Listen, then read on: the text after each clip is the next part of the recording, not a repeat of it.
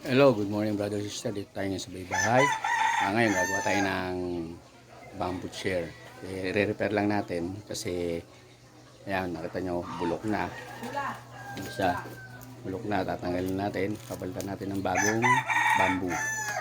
Itong dalawang to. Bali tatlo yan. May mahaba pa. Ito pa. Ayan, ayan.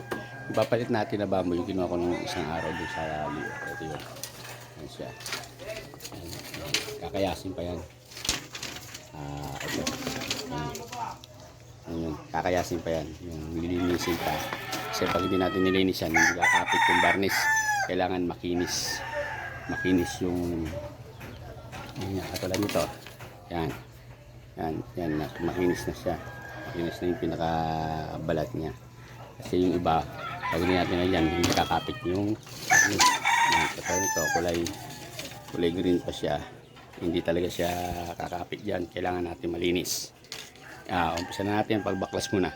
Start muna tayo sa pagbaklas ng bulok na bamboo chair. Ayan, tatanggal natin itong bulok na papalitan natin.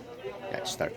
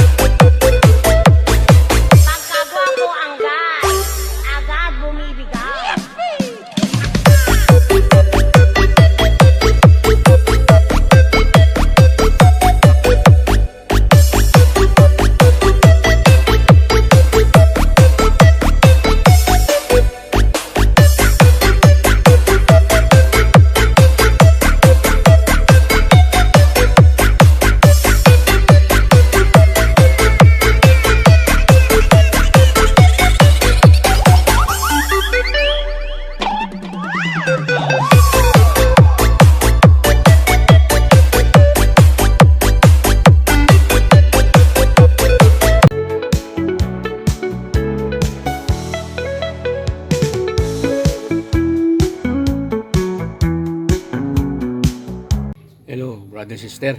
Nandito tayo ngayon sa bahay. Ito na yung binarnisan ko, ginawa ko, ni-repair na bamboo chair. Ayan na po. Ito nyo, parang brand new siya, oh. Okay ba? Yan po yung dalawa. Wow! Kaya God is good all the time mga brother sister.